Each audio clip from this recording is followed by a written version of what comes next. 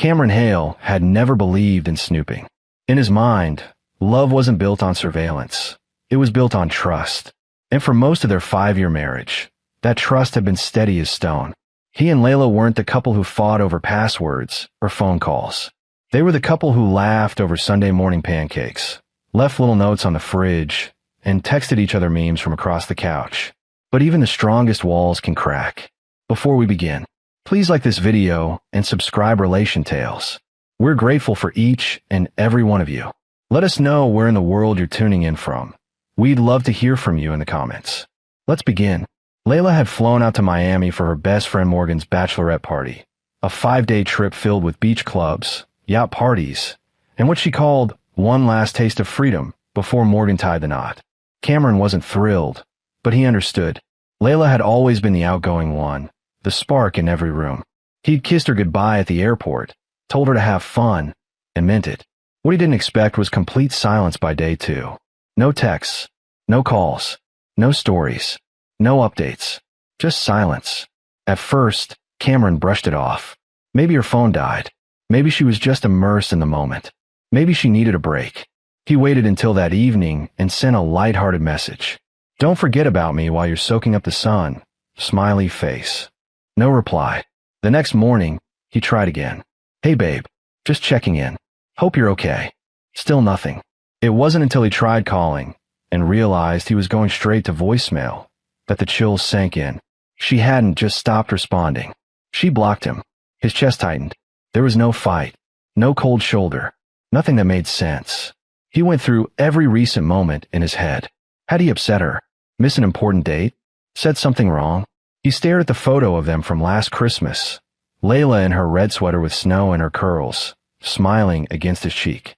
Something was wrong. But Cameron wasn't impulsive. He didn't jump to conclusions. Instead, he reached out to someone he trusted. Morgan's cousin, Haley, was also on the trip, a sweet, introverted woman who'd always been kind to him. They'd only exchanged pleasantries during past gatherings, but he still had her number saved. He hesitated, then typed, "Hi Haley. Sorry to bother you, but I haven't heard from Layla in 2 days. She seems to have blocked my number. I'm not accusing anyone of anything, just worried. Can you please make sure she's okay, and maybe let her know I love her?" He hit send, heart pounding. 29 minutes later, his phone rang. Then it rang again, and again. By the time he glanced down, he had over 30 missed calls, all from Layla, all within 5 minutes. His stomach twisted. He didn't answer. Instead, he stared at his phone as it buzzed again and whispered, "What did you do?" Because now he needed to know. Cameron didn't pick up the calls. Not immediately. He wasn't ready. 30 missed calls in such a short span screamed panic, not love. And panic meant only one thing. Someone had been caught. He sat alone in their living room, the same place where they'd slow danced on their anniversary last fall. The scent of Layla's vanilla candles still hung faintly in the air. Every corner of the room echoed with memories, but tonight, those memories felt warped. The phone buzzed again. This time, a message. "Layla, Cam, please, call me. It's not what you think. I swear." He almost laughed. It was exactly what he thought. The truth had been clawing at his instincts for weeks now. The extra makeup on errand days. The sudden gym obsession.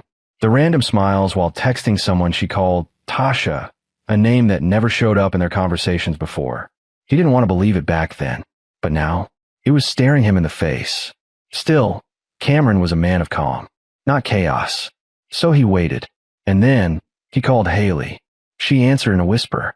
"Cameron," she breathed, sounding shaken. "I didn't know. I swear I didn't know what was going on. I just thought she forgot to message you or something. But when I told her you were worried, she freaked out." What happened? There was a pause on the line. Haley was choosing her words carefully, like she was terrified of being overheard. "I don't want to get in the middle of your marriage," she said quietly. But when I handed her the phone and said your name, she turned pale. And Morgan snatched it from her and started asking what you said. There was this weird energy in the room, like something was about to explode. Cameron's voice dropped. "Haley, please, just tell me." Haley exhaled. She was with someone. Some guy from the yacht party last night. I didn't see it happen, but I saw them leave together. I didn't want to say anything. But when I said you messaged me, Layla collapsed. She screamed, cried, said she ruined everything. Cameron didn't reply. His knuckles turned white around the phone. It wasn't just suspicion anymore. It was truth. The woman he shared a bed with. The woman he defended in front of his friends. The woman he bought roses for every second Friday because she once said, "Fridays feel empty without flowers." She had betrayed him on a trip meant for celebration. She had blocked him to hide it. "Thank you, Haley," he finally said. She whispered, "I'm sorry." He hung up. Layla's messages kept flooding in. "Layla, it didn't mean anything. Please call me. Layla, I was drunk. It was a mistake. Layla, I didn't even know what I was doing until it was too late. Layla, you have to believe me. I didn't block you on purpose. My phone glitched. It just had happened." Cameron chuckled darkly at that last one. He didn't reply. He let the silence do the talking. He walked into their shared bedroom, opened her side of the closet, and began taking photos. Each dress, each piece of jewelry he bought her, every gift she ever smiled at while saying, "I don't deserve this." He sent one picture with a message. "You're right. You didn't." Then he packed them all. He wasn't sure where this path was going yet. But revenge had just entered the room. Layla flew back the next morning. Cameron didn't ask her to. He didn't speak to her at all. But she arrived anyway, banging on the front door like a woman possessed, shouting his name through tears. He didn't open it. Not at first. Instead, he stood behind the peephole and watched her. Makeup smeared, hair frizzed, no luggage in sight, just desperation. When he finally opened the door, she practically collapsed into him, but he didn't move to catch her. "Cameron," she sobbed, grabbing his arm. Please let me explain. It's not what you think. I wasn't in my right mind. I was drunk, and everyone was cheering me on. It didn't mean anything." He looked at her. No rage, no yelling, no accusations. Just a quiet, soul-deep ache in his chest. "You blocked me," he said softly. "You made a conscious choice to hide me. That wasn't a drunk mistake, Layla. That was a decision." Tears streamed down her face. "I didn't mean to. I thought maybe I'd deal with everything after I got home. I didn't think it would come out like this." "That's the thing," he replied. "You didn't think. About me. About us. About 5 years of building a life." She knelt on the floor like her legs had given out. "I messed up. But please, Cam, don't do this. Don't throw everything away over one mistake." "One mistake," he echoed, voice trembling. "You stepped out of our marriage, Layla. Slept with a stranger. Lied. Blocked me. You left me in the dark like I was some annoying ex. Not your husband." She grabbed his wrist. "I'll do anything. Therapy. Counseling. You name it. Just give me a chance." He pulled back gently. "No." Her eyes widened. "What? I'm not doing this now. I'm not going to scream or make a scene. I need time and space. You're not staying here tonight. But," he pointed to the guest key on the table, "there's a hotel booked for you, just for tonight. Pack a bag and leave. We'll talk later." That night, Cameron didn't sleep. He sat in the dark, staring at his wedding album. It felt like looking through glass at someone else's life. The next day, he dug deeper, and what he found wasn't just a mistake. It was a pattern. An old Instagram account she thought was deactivated. Secret messages under fake names. A few sketchy Cash App payments. And a long thread between Layla and someone named Jaden, dated 2 months back. "Jaden, miss you already. Can't wait till the next girl's trip. Winky face. Layla, can't believe how easy it is to get away when Cam trusts me this much." Cameron stared at the screen. It wasn't just betrayal. It was mockery. She had weaponized his love, his belief in her. And now he had a choice. He could walk away quietly, or he could make sure she never forgot what she threw away. Not with rage, not with chaos, but with clarity. A mirror. One that would show her exactly who she was. Cameron didn't throw tantrums. He played chess. And Layla, despite her dramatics, had no idea she'd just move her queen into checkmate. Over the next few days, she kept trying to reach him. She sent playlists, old photos, voice notes of them laughing, her crying, anything to trigger nostalgia, anything to pull him back. Cameron didn't block her. He let her messages flood in, but he said nothing back. Because he wasn't done gathering everything he needed. He met with a lawyer, Grace Dalton, a fire breather in heels, who handled betrayal cases like a surgeon with a scalpel. She read through the messages, the financials, the Instagram screenshots, the timeline, and simply said, "You've got her pinned. This divorce won't just go through. It'll sting." Cameron nodded. "I want it clean. Legal.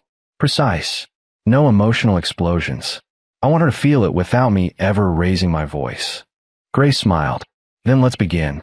He moved out of their marital home quietly and left a single note.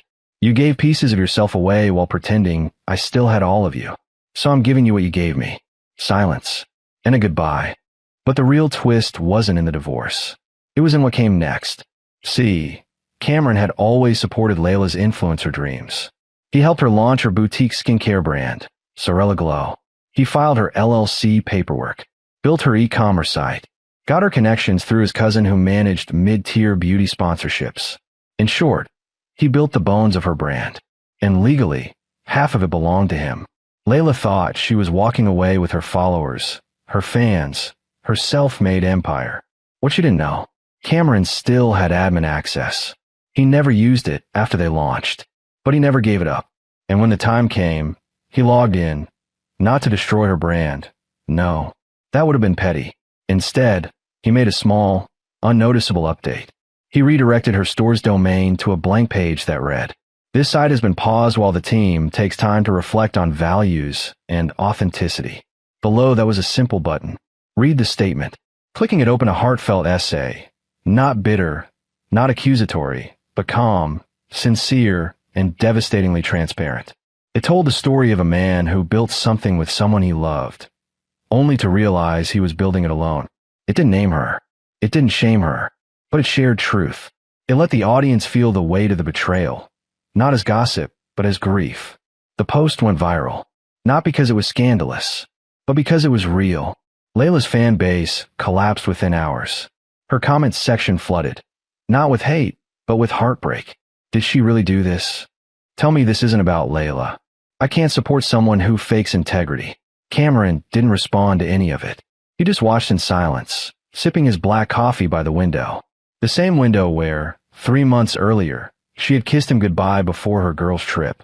He could still hear her voice. "Don't miss me too much." He hadn't missed her. He had missed the version of her that never existed. And now he was ready to let go. But Layla wasn't. 3 weeks passed.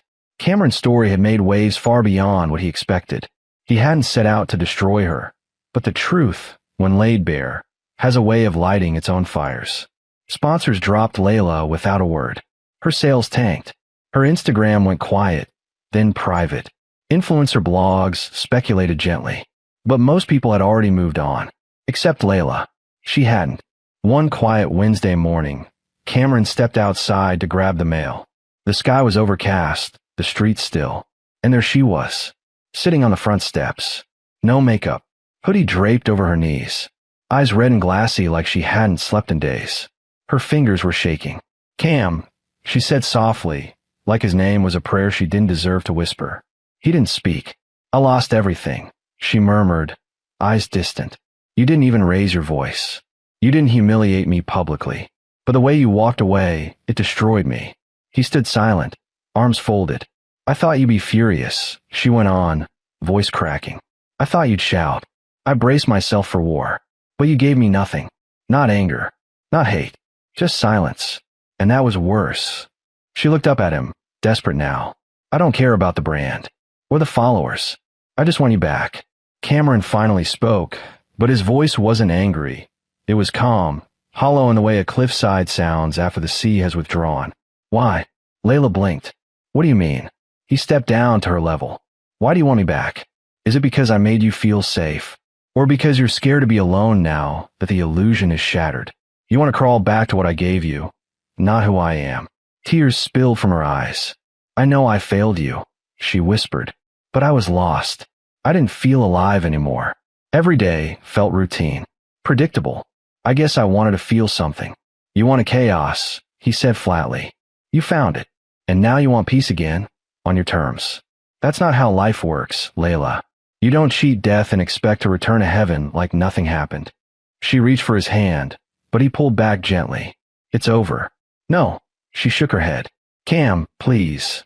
I had a vasectomy 2 years ago, he said suddenly, eyes locked on hers. Her mouth fell open. What? He held her gaze.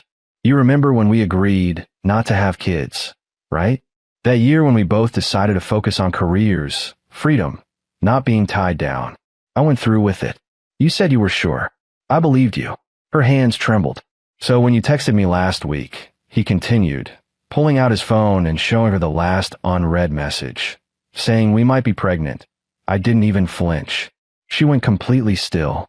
I laughed, he added coldly, and I deleted it. Layla looked shattered. That baby isn't mine, just like you aren't mine anymore. For the first time, she stopped trying to beg. She stood slowly, shoulders sagging. So this is really goodbye? No, Cameron replied. That was 3 weeks ago. This is just the echo. He turned and walked inside, and he didn't look back. 6 months later, Cameron stood under the warm lights of a small gallery downtown.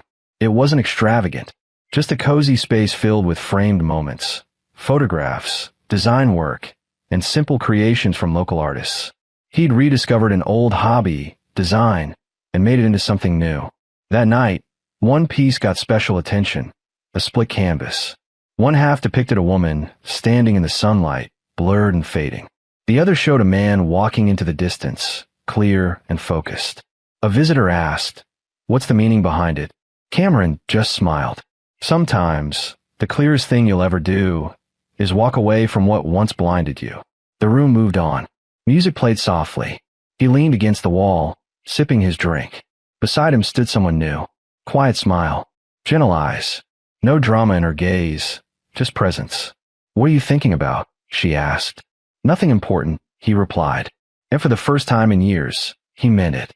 Because the past no longer lived rent-free in his mind. It was packed, processed, and gone.